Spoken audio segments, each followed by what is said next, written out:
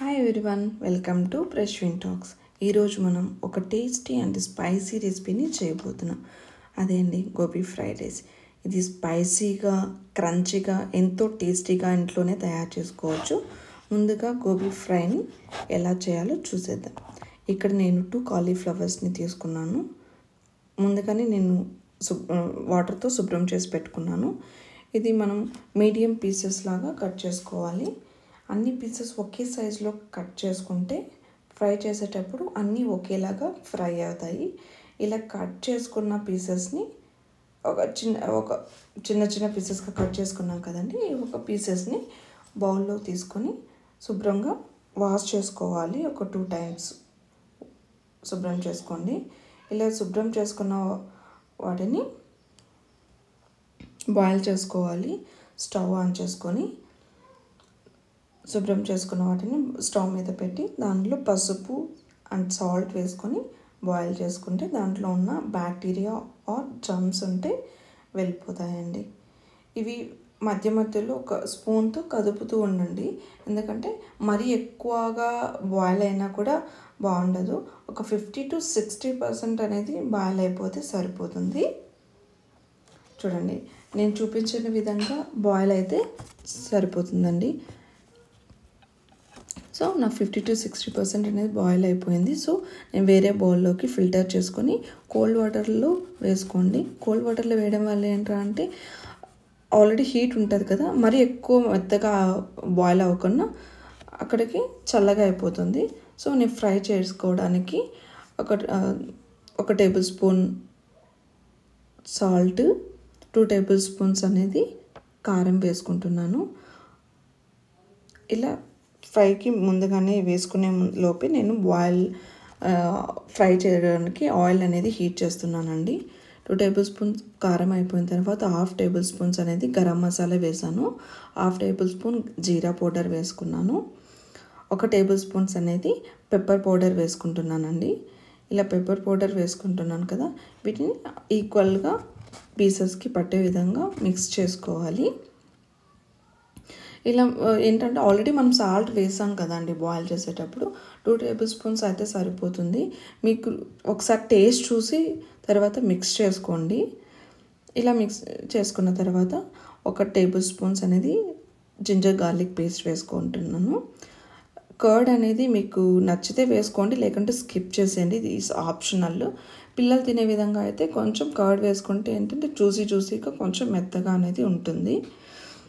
ఇవి వేసిన తర్వాత 4 టేబుల్ స్పూన్స్ అనేది కార్న్ఫ్లోర్ వేసుకుంటున్నాను. కార్న్ఫ్లోర్ ఏంటంటే మనకు క్రిస్పీగా ఉండడానికి యూజ్ అవుతుంది. సో కార్న్ఫ్లోర్ 4 టేబుల్ స్పూన్స్ వేసుకుంటున్నాను. 2 టేబుల్ స్పూన్స్ అనేది మైదా వేసుకోండి.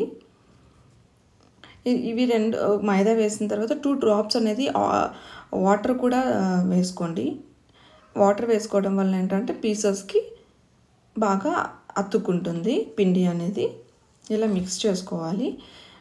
ఆల్రెడీ మనం ఆయిల్ పెట్టాం కదండి, ఆయిల్ హీట్ ఎక్కిందా లేదా ఒకసారి చూసుకోండి. కొంచెం ఆయిల్ హీట్ ఎక్కిన తర్వాత ఇలా మిక్స్ చేసుకున్న వాటిని ఇలా చిన్న చిన్న పీసెస్ ఉన్నాయి కదండి, ఇలా పొడిగా వేయాలి. మనం పకోడీ వేసుకుంటాం కదండి, సేమ్ అలాగే వీటిని వేసి కొంచెం బ్రౌనిష్ కలర్ క్రిస్పీ మీకు ఓకే ఇది క్రిస్పీగా అనిపించింది అనుకుంటే వేరే బౌల్లో తీసి పెట్టుకోండి. వేసిన వెంటనే కదుపుకోవద్దండి.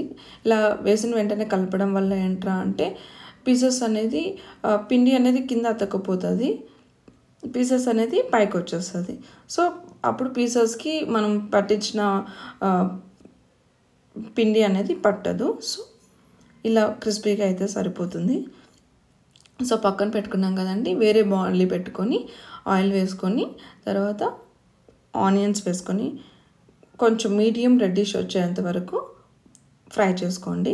ఆ ఫ్రై చేసుకున్న తర్వాత కరివేపాకు, మీకు ఇంట్లో ఏదైనా వెజిటబుల్స్ ఉంటే వేసుకోండి. నేనైతే carrot and capsicum and cabbage అనేది యూజ్ చేస్తున్నాను. కొంతమంది బీన్స్ ఇవి కూడా వేసుకుంటారు. సో ఇవి నేను క్యారెట్ అండ్ క్యాప్సికమ్ కరివేపాకు వేసాను కదండి. సో అవి వేసుకున్న తర్వాత ఒక 2 minutes మిక్స్ చేసుకున్నాను. మిక్స్ చేసుకున్న తర్వాత నేను పచ్చిమిర్చి వేస్తున్నాను. పచ్చిమిర్చి వేసి ఒక 2 మినిట్స్ అట్లా కలుపుకొని ఒక టేబుల్ స్పూన్స్ అనేది సాల్ట్ వేసుకుంటున్నాను. ఎందుకంటే మనం వేసిన వాటికి సాల్ట్ అనేది పట్టదు కదండి. సో నేను ముందుగానే సాల్ట్ వేసుకొని క్యాప్సికమ్ వేసుకొని మిక్స్ చేసుకుంటున్నాను. అలాగే ముందుగానే నేను బాయిల్ చేసి పెట్టుకున్నానండి రైస్. మీరు బాస్మతి రైస్ అయినా యూస్ చేసుకోవచ్చు, నార్మల్ రైస్ అయినా యూస్ చేసుకోవచ్చు. సో నేనైతే నార్మల్ రైస్ అనేది యూజ్ చేస్తున్నాను.